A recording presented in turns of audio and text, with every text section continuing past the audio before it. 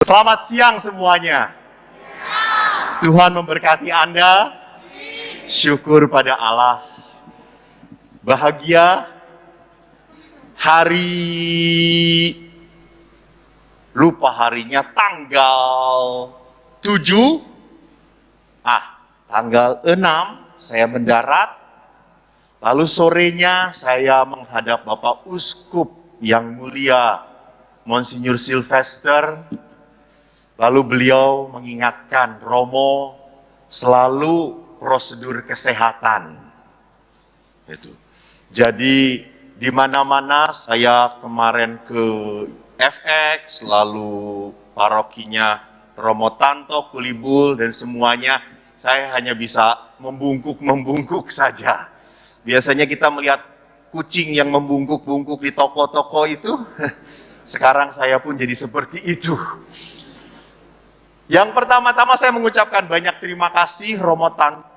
5 hari saya disiksa oleh beliau. Ngomong terus.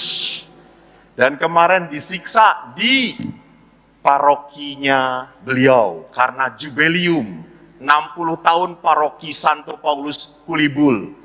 Saya memberikan sharing. Dan saya lihat umatnya sangat mencintai Romo Tanto ini. Kagum saya. Saya berpikir saya juga mau pindah ke Bali. Tapi di Bali ini banyak saingan saya. Oh, terima kasih.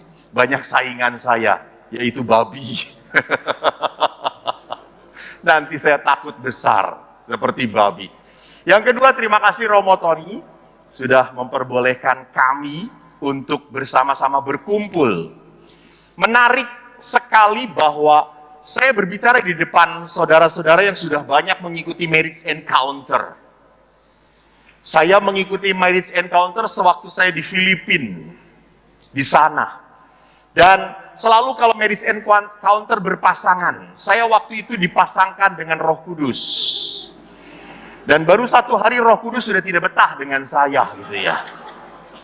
Jadi ya sudahlah, akhirnya saya berganti pasangan dengan Bunda Maria.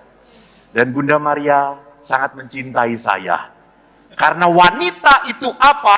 Wanita itu kekuatannya selalu mudah menerima kelemahan pasangannya. Menerima sambil mengomel. Nah itu bonusnya dong, ngomel itu gitu ya. Nah, kalau hari ini kita berbicara tentang bagaimana pandemi ini membuat keluarga kita sempoyongan. Saya waktu berpikir, saya dengan Dr. Tony Gosal, saya belum ketemu dengan Dr. Tony. Nggak hadir kah? Oh, secara online. Oh, ada di belakang. Tidak ada ya, di Zoom mungkin ya. Saya harus membuat tema, saya lemparkan tema itu, lalu beliau berkata, oke, setuju. Kenapa saya mengambil tema sempoyongan? Karena sebelum pandemi pun sudah banyak yang sempoyongan. Tidak perlu pakai pandemi pun banyak keluarga yang sempoyongan. Banyak keluarga yang sampai pada titik kejenuhan. Jenuh. Sampai pada titik bosen. Sampai pada titik saya tidak bisa menikmati lagi pasangan saya. Kemarin di parokinya Romo Tanto ada Bapak Ibu yang sudah 15 tahun menikah. Lalu saya berkata, Pak, kalau memegang istri Bapak masih ada setrumnya nggak? Nggak ada saya. Kalau pegang istri orang, nyetrum banget Romo gitu ya. Betul Pak. Jadi permasalahannya dalam kehidupan terpuruk, sulit, perjalanan, memang biasa. Saya dari keluarga yang sangat sederhana, sempoyongan banget. Ayah, ibu saya walaupun ayah tentara, ibu perawat, tapi bukan berarti kami keluarga yang high. No, middle end banget gitu ya. Jadi kalau sudah tanggal 20 itu waktunya hutang sana sini. Jadi kalau ke 20 ke warung untuk hutang, itu saya selalu yang disuruh, kok ke warung. Duitnya Bu, hutang. Sehingga saya kalau ketemu mbok warungnya, mbok warung udah mengerti, hutang yole. Nggih. Tapi kalau bayar, ibu yang bayar. Sampai akhirnya setelah saya jadi romo pun datang ke warung itu, masih mau tanya, mau hutang ya? Oh, udah jadi pastor, saya beli ini semuanya, kata saya itu. Emangnya uang kolektor nggak cukup, kata saya itu. Jadi, saya mau melihat bagaimana kondisi kehidupan pandemi dilihat dalam kerangka, apakah kita, suasana ini membuat kita semakin terpuruk? Ya, betul. 2 malam yang lalu saya jalan ke Legian, ke Kute, sedih banget. Legian yang biasanya macet total, kosong, plong. Banyak sekali hotel yang ditutup. Bali ini hanya hidup karena pariwisata. Dan pariwisata ini menghantam Bali sehingga akhirnya apa? Terpuruk ekonomi. Namun saudara-saudara, walaupun terpuruk ekonomi, saya dari FX sampai Gianyar melihat umat Katolik tetap gendut-gendut. Makanya aneh saya ini. Apakah ekonomi terpuruk? Tanda tanya besar.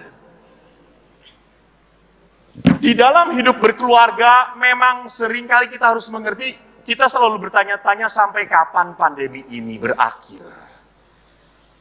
Bahkan saya suka sedih, beberapa pasangan suami istri, suaminya tidak bisa bekerja lagi, diberhentikan. Ataupun kalau bekerja, dikurangi jatah kerjanya. Padahal pengeluaran makin banyak. Ya toh, makan makin banyak. Tapi jangan lupa ibu-ibu, pengeluaran lipstik makin berkurang harusnya. Nah ya toh, Anda tidak perlu pakai lipstik, tetap ditutupi toh. Paling-paling cukup pakai ini, apa namanya, rayuan Pulau Kelapa itu tuh, extension itu tuh. Bulu mata ya. Bapak pakai ya.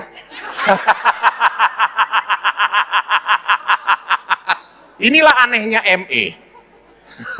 Kadang-kadang istrinya nggak pakai, suaminya yang pakai gitu ya. Itu dikenal dengan namanya apa dalam zaman Kartini itu, emansipasi kaum pria terhadap wanita. Jadi memang ekonomi kita harus sadari benar-benar terpuruk. Maka Jack Ma, siapapun berkata, tahun 2020 bukan tahunnya untuk cari cuan. Bukan tahun cari untung. Bisa hidup aja. Terima kasih Tuhan. Bisa hidup saja, terima kasih Tuhan. Jadi di sini prioritas sudah berubah. Di sini kita harus mencoba untuk melihat apa?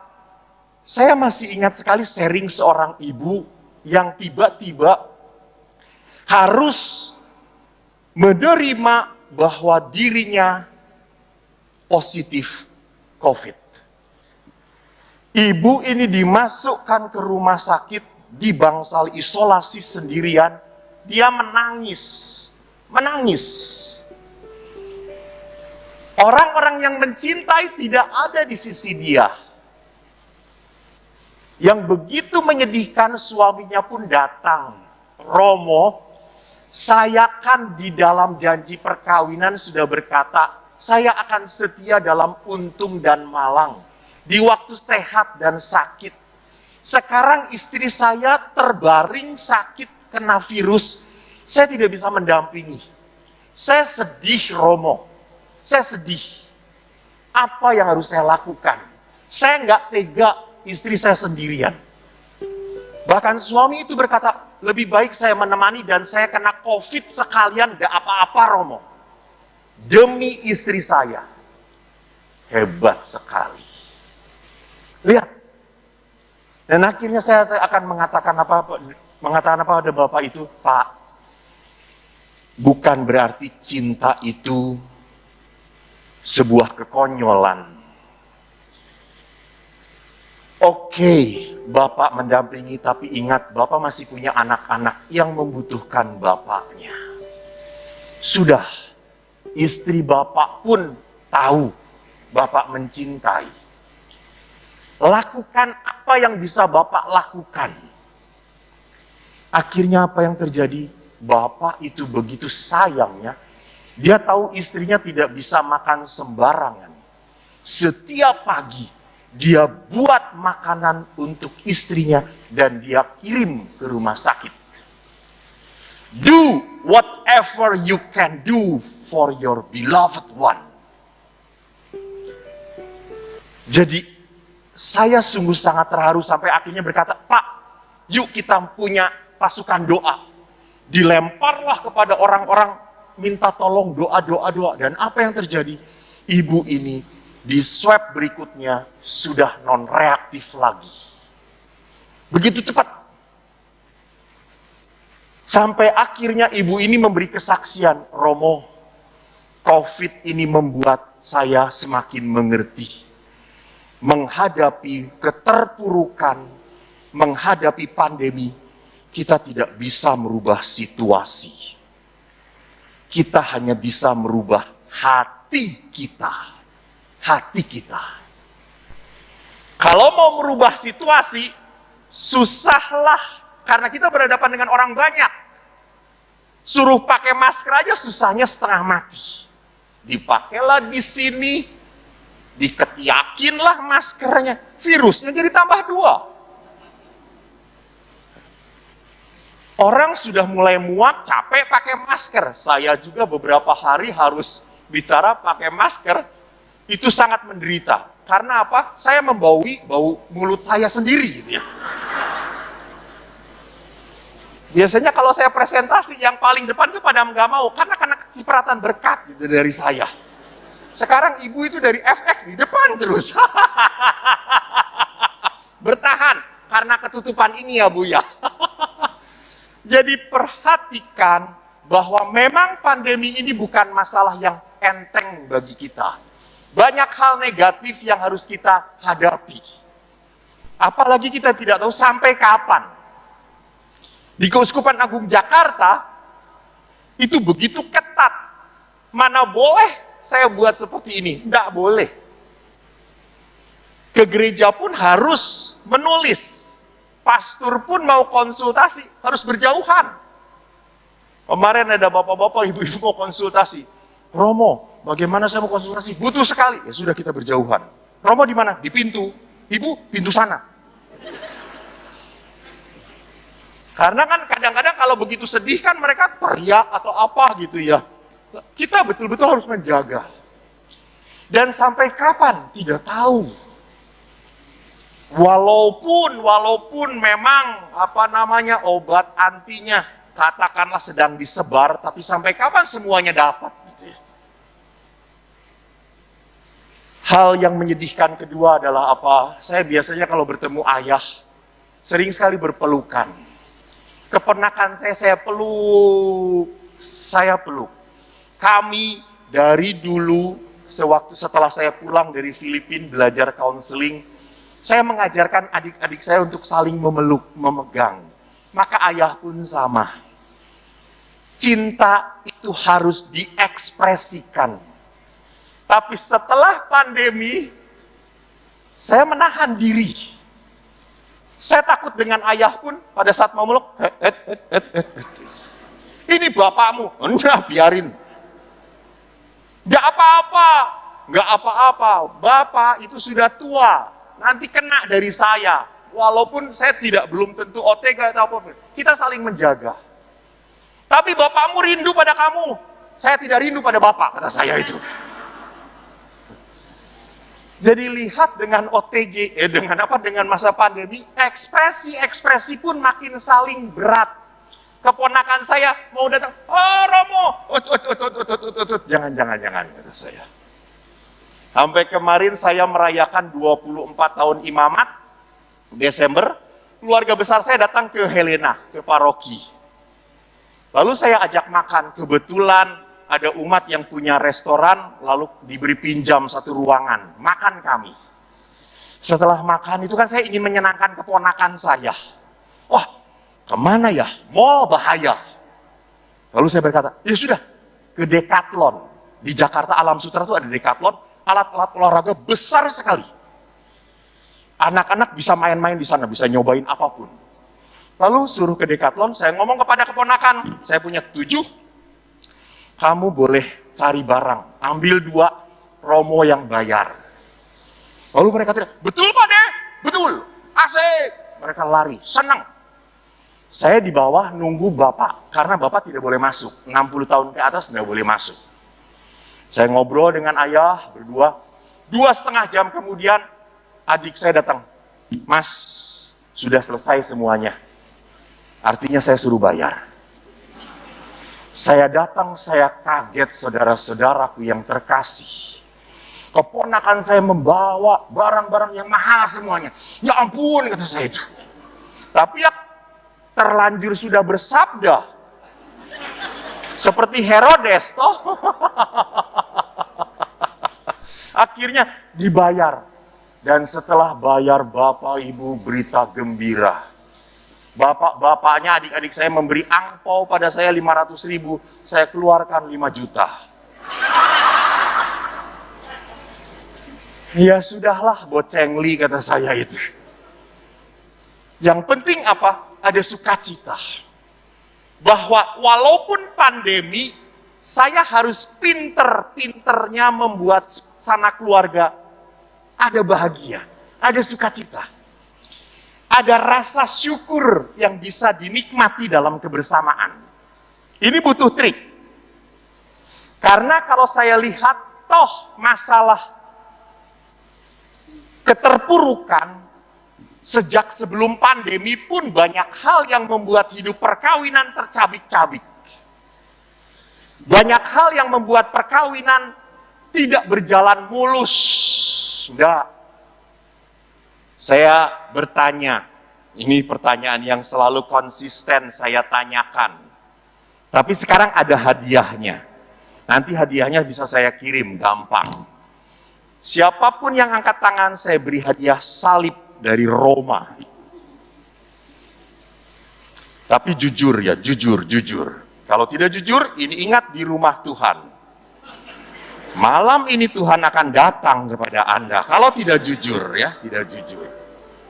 Kalau Anda angkat tangan, saya beri hadiah salib dari Roma. Siapa yang selama hidup perkawinannya berjalan seperti yang diharapkan sebelum perkawinan. Benar? Belum pernah ada rasa sakit dan kecewa? Belum? Atau ibu nggak kawin, jangan-jangan? Ibu, iya betul, hebat. Ibu, bisa terjadi ibunya sesuai dengan harapan sebelum perkawinan. Apakah bapaknya sama atau tidak? Apakah suaminya sama atau tidak? Waduh.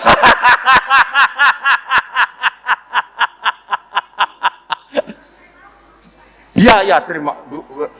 Iya, tenang. Udah ibu di depan. Saya di belakang. Ibu aja yang ngasih session. Karena kita di Katolik dibilang di Alkitab sampai maut memisahkan. Walaupun suami saya udah meninggal, saya pun nanti ikut suami lagi sendiri. Haleluya. Terima kasih Ibu. Saya sudah 17 tahun menjanda, tapi saya kuat iman saya. Iya, betul. Nggak perlu nikah lagi, sampai ikut dia lagi. Oke, terima kasih Ibu. Baik, nanti Ibu saya kasih salibnya. Yang gede segede gitu ya Bu ya. Dipakai ya Bu ya, kalau nggak dipakai awas. Karena Ibu semangat banget, ini kurang salib menurut saya gitu. Ya betul. Saya jadi bingung jadi.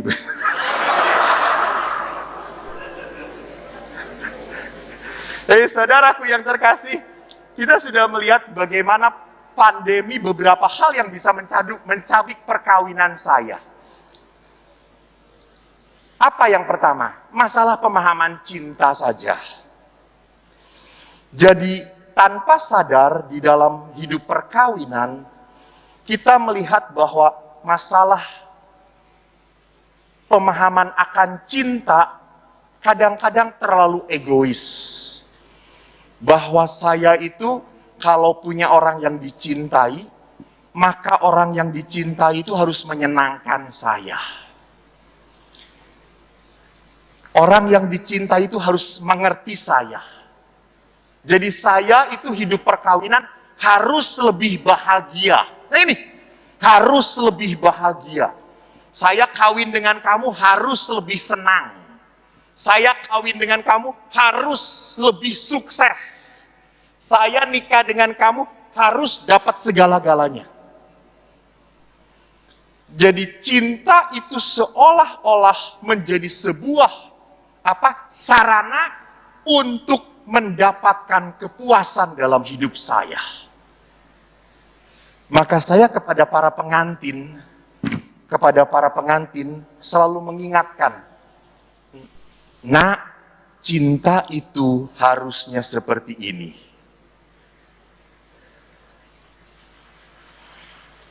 Cinta itu harusnya seperti Yesus. Jadi bukannya setelah saya punya orang yang saya cintai, saya akan menjadi lebih senang, saya akan menjadi lebih bahagia, saya akan menjadi lebih sukses. I don't think so. Jadi kalau begitu, Anda hanya melihat bahwa pasangan Anda adalah objek untuk membahagiakan Anda. Objek untuk menyenangkan Anda. Bahwa dalam perkawinan kita tidak pernah boleh mengobjekkan pasangan kita. Jadi di situ kenapa di dalam perjanjian lama dikatakan, aku Tuhan Allah akan memberikan penolong yang sepadan. Sepadan. Equal, not same, tidak sama, sepadan. Laki perempuan berbeda, tetapi sepadan. Jadi tidak ada yang memanfaatkan dan dimanfaatkan dalam perkawinan. Tidak. Masalah cinta, mundur lagi. Kedua, masalah ekonomi keluarga.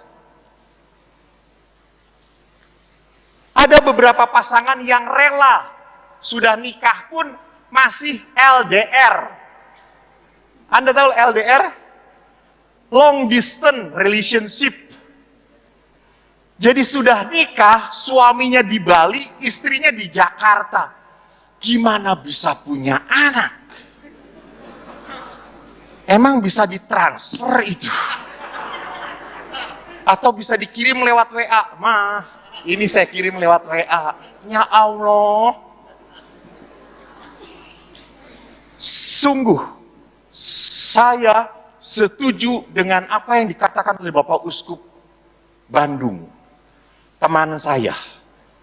Kadang-kadang saya setuju. Banyak hal saya tidak setuju dengan beliau. Karena beliau lebih pintar. Jadi beliau pernah mengatakan kepada pasangan, kalau kamu selama, memang dua-duanya sukses. Seorang suaminya dokter di Jakarta. Istrinya, calon istrinya, itu pebisnis tinggal di Singapura. Lalu mereka mau menikah.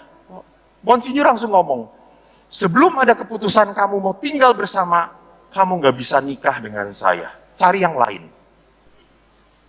Kenapa? Karena kalau sudah menikah harus satu rumah. Masa Bapak baru tahu?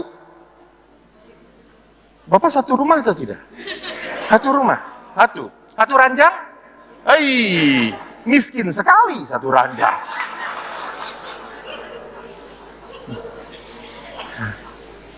Jadi tidak pernah diperbolehkan di dalam gereja Katolik orang yang sudah menikah terpisah jauh pasangan suami istrinya. Walaupun dengan alasan ekonomi, kan seringkali dengan alasan ekonomi. Romo, kan kami butuh untuk pendidikan anak, butuh untuk masa depan. Bapak Ibu, Anda tahu Tuhan Allah itu lebih besar daripada otak Anda. Tuhan Allah itu kalau sudah memberi berkat anak, orang Jawa itu selalu mengatakan, setiap anak itu punya rezekinya masing-masing. Benar atau tidak? Ya, benar. Saya kemarin juga sharing, toh ada orang yang begitu kaya, anaknya cuma 2. Padahal kaya raya. Pegawai kami di Pratista, gajinya cuma 1 juta, anaknya 5 sampai 6. Kata saya itu, anak kamu kayak tikus gitu, bredel-bredel gitu. Rapat semuanya. Romo istri saya itu saya dipegang oleh saya langsung hamil kok gitu ya. Tetapi walaupun anaknya 6, Anda tahu sekarang anak-anaknya 3-tiganya sudah lulus dari universitas. Tinggal 3 yang sekolah. Kok bisa? Nah, jangan tanya, Tuhan kok yang memelihara. Tuhan yang memelihara. Kalau Tuhan mempersatukan, Tuhan pula akan memelihara. Jangan lupa. Maka gereja memperlihatkan 2 orang yang dibaptis menikah akan masuk ke dalam sakramen. Apa itu sakramen? Salah menjawab, saya sunat 2 kali. Apa itu sakramen? Bagaimana? Salah. Apa itu? Terima kasih. Salah sendiri kau duduk di depan. Jadi sakramen adalah betul, sakramen bukan hanya simbol, tetapi sakramen adalah sarana Tuhan memberkati manusia. Jadi boleh kita khawatir, boleh takut, boleh, asal jangan berlebihan. Nanti ada lagunya bagus banget yang akan dinyanyikan, tapi boleh tahu refrainnya saya juga. Pertolonganmu begitu ajaib, kau telah memikat hatiku. Ya, udahan, jangan dikuringin. Jadi pertolongan Tuhan itu begitu ajaib. Walaupun ayah saya dengan rezeki yang pas-pasan, 4 anak tidak pernah keleleran. Tidak pernah kami kelaparan. Bahkan kami sering berbagi. Jadi bapak ibu saya itu, saya ingat sekali cerita tentang Tentang ayam kalkun. Jadi ibu saya itu kan dari Muntilan. Suatu hari ibu ke Muntilan melihat bibi punya ayam kalkun. Lalu ibu berkata, minta aku ayam kalkun sepasang. Dikasih. Kita pelihara di rumah.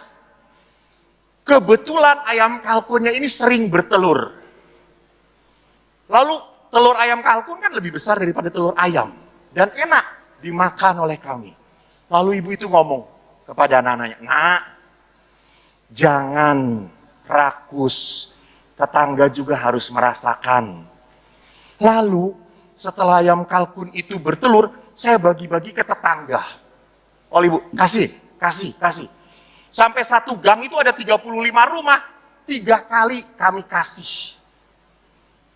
Dan akhirnya beberapa bulan kemudian ayam kalkun itu RIP. Beristirahat bersama Tuhan. Sudah kecapean bertelur. Dan tetangga datang ke rumah kita. Kok nggak ada telur ayam kalkun lagi ya? Mati. Tapi apa yang saya mau katakan, ayam kalkun yang kita miliki bisa menyenangkan seluruh orang. Bisa membuat bahagia seluruh orang. Mudah loh memberkati itu, mudah loh. Asal mau atau tidak. Jadi kalau kita terlalu takut dengan hidup ekonomi kita, saya jamin Anda akan semakin kekurangan. Selama Anda makin takut dengan hidup ekonomi Anda, saya jamin Anda akan berkekurangan. Allah tidak menjanjikan kaya raya. Allah menjanjikan kelimpahan. Kelimpahan itu bukan berarti saya datang ke sini pakai BMW, pulangnya pakai Mercy, bukan. Kelimpahan itu ada di dalam. Kelimpahan itu adalah rasa sukacita. Saya ingat sekali kalau ayah itu makan dengan kami, ayah itu selalu tersenyum. Walaupun ibu menyediakannya tempe lagi, tempe lagi. Sayurnya bayam lagi, bayam lagi. Kita itu anak-anaknya sudah ngomong, bayam nah, gitu ya. Lalu ayah, bayam enak, enak, sehat. Popeye mangane bayam kok. Akhirnya kita seperti Popeye. Dan sekarang setelah saya jadi pastor, asam urat saya ini. Kakian bayam. Tapi apa yang saya belajar dari ayah adalah apa? Nerima. Maka waktu begitu banyak pasangan ME mau ngajak makan ke saya, Romo suka makan apa? Saya makan apapun, Bu. Kalau nggak diberi makan, Romo, ya udah saya makan juga. Saya terima apapun. Saya enggak pernah mau apa favorit. Karena apa? Diajarin oleh ayah. Semua makanan itu berkat Tuhan. Anda bisa makan itu butuh 3. 1, mau makan, bisa makan, dan ada yang dimakan. Itu toh.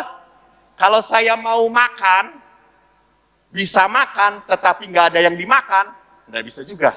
Contohnya siapa? Orang miskin. Dia mau makan, bisa makan, tapi nggak ada yang dimakan. Tapi ada juga yang ada yang dimakan, bisa makan, tapi nggak punya selera makan. Siapa? Orang sakit.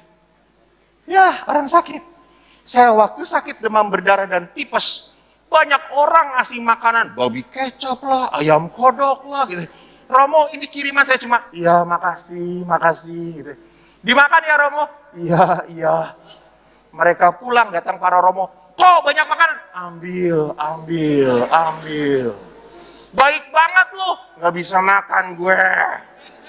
Terus makan apa? Bubur. Jadi kalau Anda bisa makan, ada yang dimakan, dan mau makan, it's a blessing, you know. Saat ini tuh butuh cuma kayak gitu. Nggak perlu harus makan buat, no need. Masalah ekonomi, nah ini masalah keluarga besar. Pak Stephen, berapa menit lagi Pak Stephen? Mana Pak Stephen? Oh, itu ada di situ. Tadi di sana di pelajaran, sekarang di sini.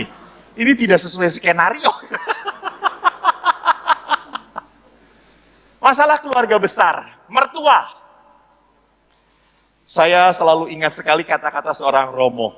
Pasangan suami istri yang paling bahagia adalah siapa? Adam dan Hawa. Karena tidak punya mertua. Sadar atau tidak sadar, mertua adalah urusan yang tidak mudah di dalam hidup perkawinan. Saya sebagai anaknya, papa mama saya kalau sakit, ingat di dalam perintah Allah ada tertulis apa? Hormatilah ayah ibumu. Hormatilah ayah ibumu. Bahkan dalam kebijaksanaan pun dikatakan, hormatilah ayah ibumu kalau engkau ingin panjang umurmu. Jadi memang ini perintah Allah untuk menghormati ayah ibu. Tapi di sisi lain saya punya keluarga. Maka ada sebuah pooling pendapat bagaimana sikap mertua.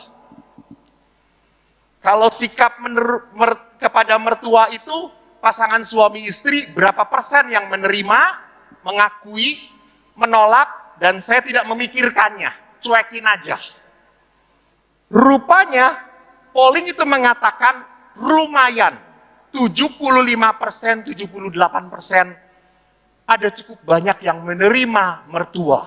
Menerima tuh belum tentu bisa kerjasama. Kan para istri juga tersinggung kalau suaminya selalu memuji masakan mamahnya. Ih, masakan mama itu enak banget. enak banget masakan kamu nggak enak. Terus akhirnya ya sudah, lu kesana ke mama kamu aja. Biar mama kamu yang ngasih makan. Terus kamu tugasnya apa? Biarin saya dengan anak-anak saja. Itu bisa menjadi sumber konflik. Maka bagaimana yang kedua, kita bisa melihat bahwa di dalam hidup perkawinan pun tempat tinggal mertua. Kalau sudah tua, mau tinggal dengan siapa? Jangan sampai orang tua menjadi piala bergilir, saudara-saudara.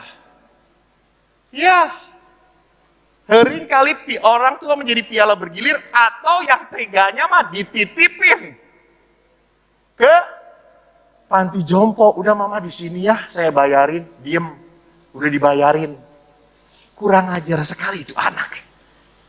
Orang tua sudah bisa memberikan sayang, pengorbanan, kok sampai teganya seperti itu? Tidak sesuai dengan apa yang diperintahkan Allah. Maka di sini lihat begitu cukup banyak hal yang tidak mudah. Dan mengatakan, saya lebih baik pisah dengan mertua. Karena jangan-jangan mertua selalu ngerecokin. Selalu campur tangan dengan urusan rumah tangga kita. Jadi cukup banyak presentasi yang mengatakan pisah dari mertua lebih baik. Berikutnya adalah apa? Campur tangan tadi. Jadi banyak mengatakan Pak Sutri, 65% mertua tidak boleh ikut campur tangan.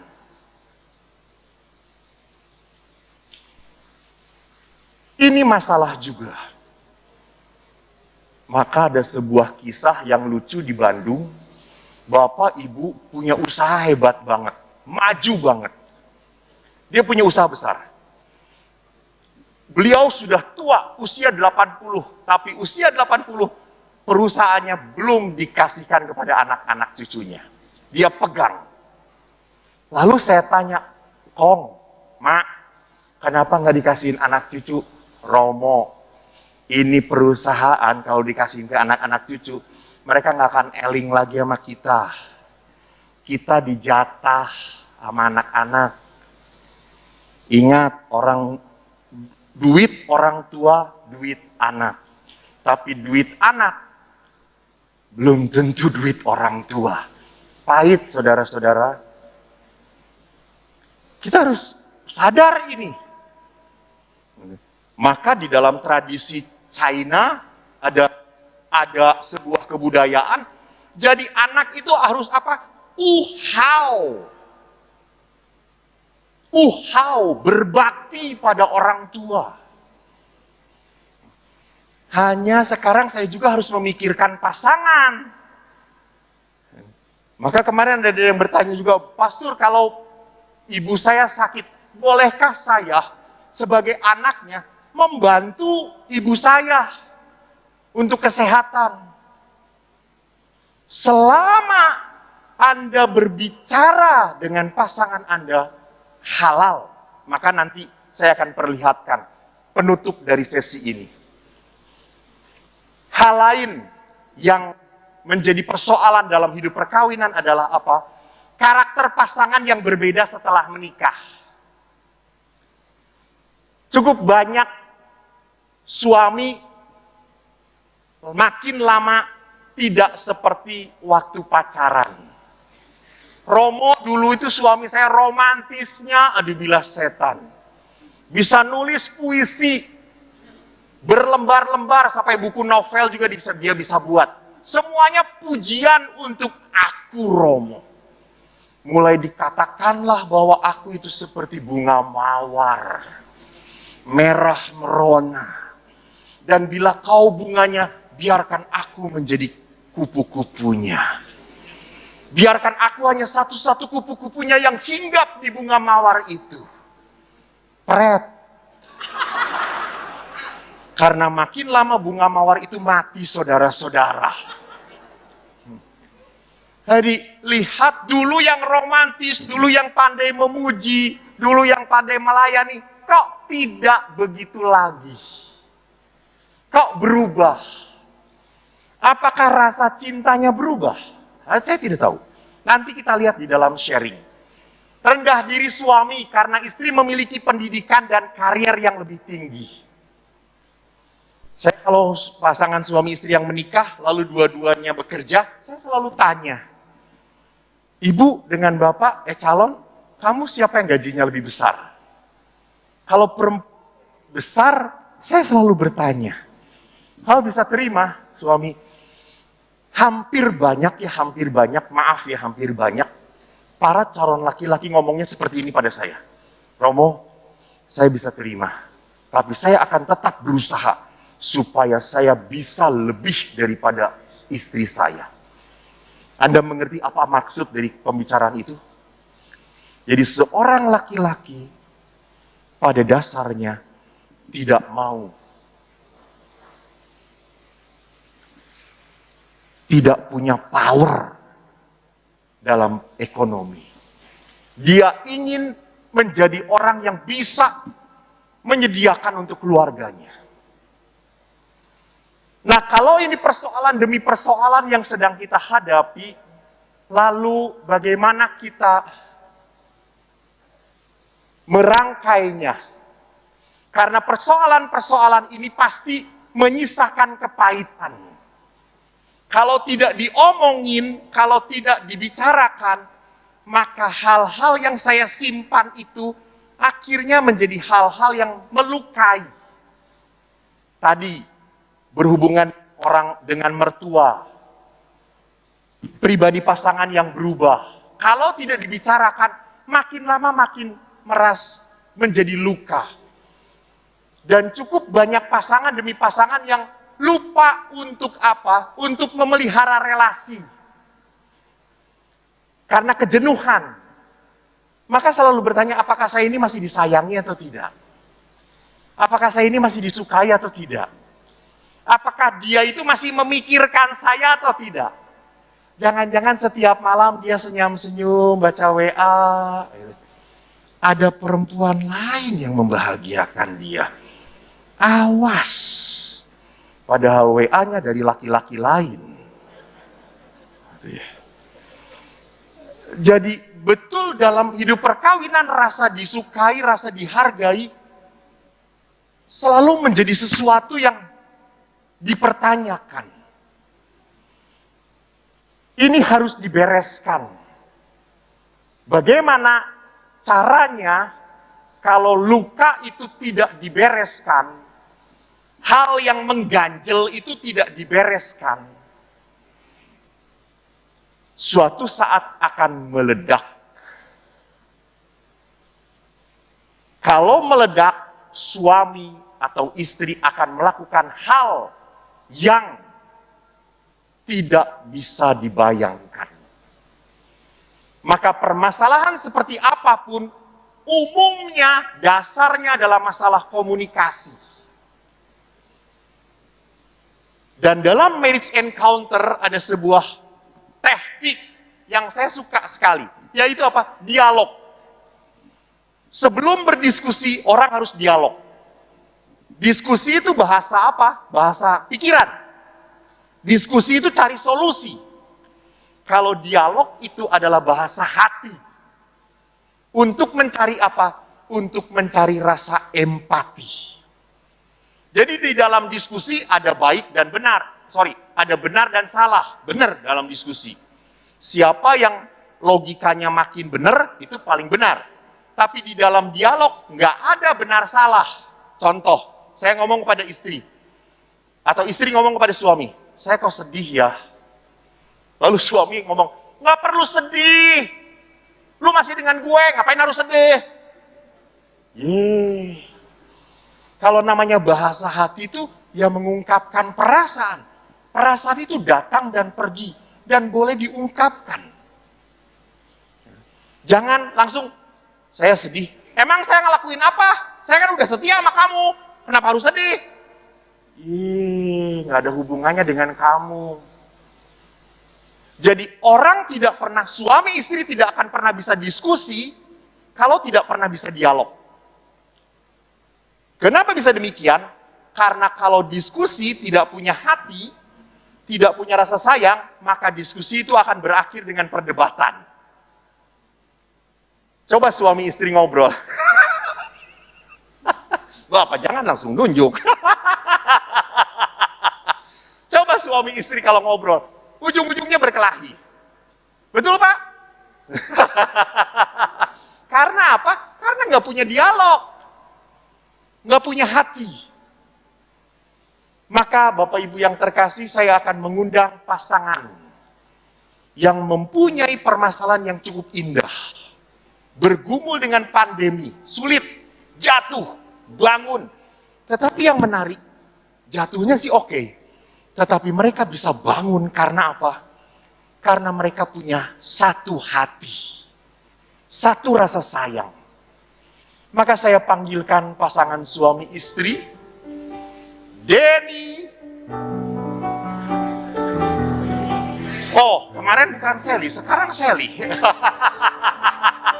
Denny Sally, tepuk tangan untuk Denny Sally. Silakan.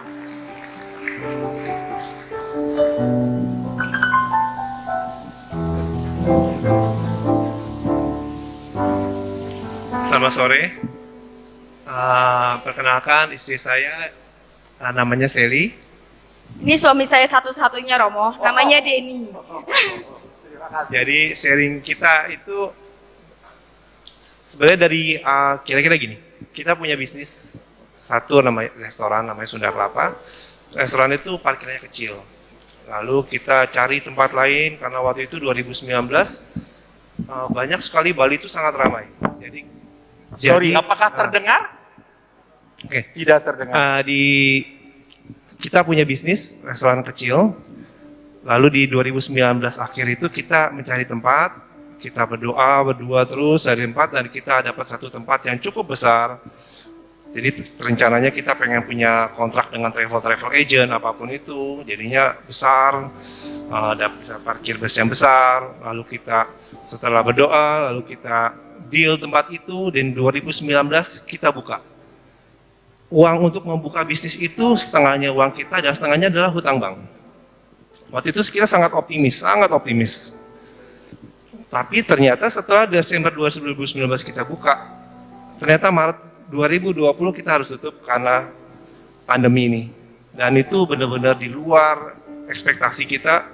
Dan tapi saat itu kita masih optimis ya. Saat itu kita merasa, 3 bulan lagi ini akan selesai lah, nggak masalah. Nah, si Sally lanjutkan. Sebenarnya kalau kita tidak jadi buka restoran itu masalah kita selesai. Kita mungkin cuman menghadapi restoran sepi aja. Tapi semua itu terjadi mungkin sesuai dengan kehendak Tuhan. Yang ada kata-kata rencanamu bukan rencanaku. Tapi kita ini semuanya selalu berdoa. Jadi saya bingung, sebenarnya Tuhan ini gimana ya maunya ya?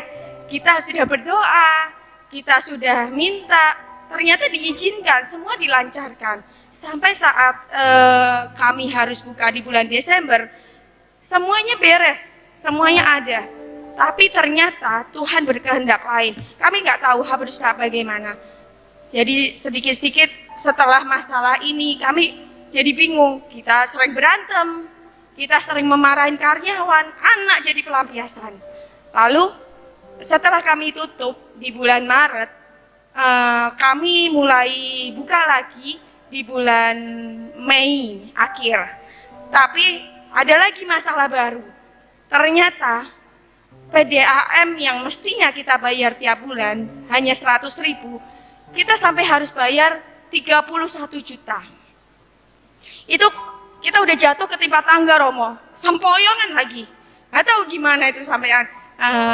Kita juga semua kita pasrahin. Ini lanjutin lagi Den. Di saat seperti terpuruk seperti itu yang kita lakukan, kita nggak bisa misa, kita nggak bisa curhat di gereja. Yang kita bisa lakukan ya misa online, lalu pertemuan online.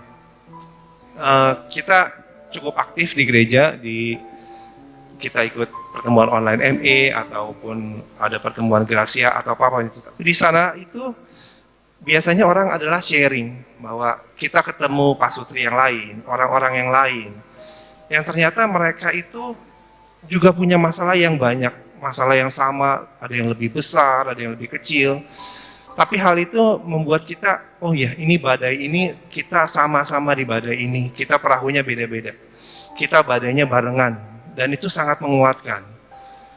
Karena di pandemi ini akhirnya warung kami, restoran kami buka lebih siang, tutup lebih sore. Otomatis kita punya waktu lebih banyak dengan anak-anak kami, dan saya pun dengan istri bisa lebih banyak, lebih serius untuk berkonsentrasi, yang tadi dibilang dialog lah, berbicara, ngobrol. Dan ternyata itu menguatkan kami dan anak-anak kami. Kami merasa mikir, oh kita sudah dekat sama anak-anak kami, ternyata enggak. Setelah kita lebih fokus, lebih ngobrol sama dia, tidak udah pusing, nggak pusing kerjaan lagi lah, kita benar-benar fokus ke anak-anak kita, ngobrol. Ternyata banyak hal-hal yang miss, yang selama ini yang kita nggak dapet. Apalagi anak kami sudah mulai remaja, sudah mulai ya pikirannya ababil gitu kan. Dan mereka ternyata merasa jauh dari kami selama ini. Dan pandemi ini malah membuat kami semakin dekat dengan mereka, dengan keluarga kami. Allah menyelamatkan kami dari segala kerenggangan kami dengan keluarga, dengan anak-anak kami. Dan di situ kami bersyukur karena mungkin ada orang lain yang mendapatkan kasus yang serupa dengan kami, tapi tidak bisa memberikan yang kebaikan seperti yang kami hadapi. Anak-anak kami mungkin mereka ada di rumah sakit atau apapun itu, dan mereka tidak bisa bersama dengan keluarga. Kami bersyukur sekali karena kami mendapatkan kesehatan. Sampai detik ini kami masih sehat, dan keluarga kami, karyawan kami semuanya sehat. Cuma satu hal lagi, Tuhan menyelamatkan kami. Setiap akhir bulan saya hanya berdoa sama Tuhan. Tuhan, cukupkan aku membayar gaji karyawanku untuk tanggal 1. Tapi itu pun terjadi selalu sesuai yang tadi Romo bilang. Pasti ada pertolongan Tuhan. Pasti. Kita merasa tidak mampu, tapi si Denny yang selalu menguatkan saya. Tenang, nanti pasti ada. Bener, pasti ada. Tahu-tahu ada yang tour travel membooking. Tahu-tahu ada orang arisan. Ya puji Tuhan, mungkin di sisi lain kita nggak bisa yang setiap harinya cuman biasanya kita dapat berapa, ini cuman kadang-kadang bisa dapat 2 nota saja. Itu kepala udah luar biasa mau pecah, Romo. Tapi puji Tuhan, itu semua kehendak Tuhan. Kami nggak tahu. Ya kita yang pikir bagaimana Tuhan, tapi akan mencukupkan. Memang benar itu kata-kata yang Romo tadi. Saya suka sekali kata-kata itu. Nah, jadi kesimpulannya bahwa pandemi ini malah merubah hati kita yang tadi Romo bilang, bahwa kita malah bisa bersyukur. Jadi mungkin saya dulu selalu bingung sama Romo atau siapapun ngomong bersyukur karena kasih Allah saja, tapi pandemi ini membuat kami mengerti bahwa bersyukur karena kasih Allah saja. Kami benar-benar bisa bersyukur bahwa kami sadar bahwa kalau kami berdua berdoa, berkumpul dan bertetap teguh, Tuhan pasti hadir. Demikian sharing kami. Tepuk tangan saudara-saudara yang terkasih.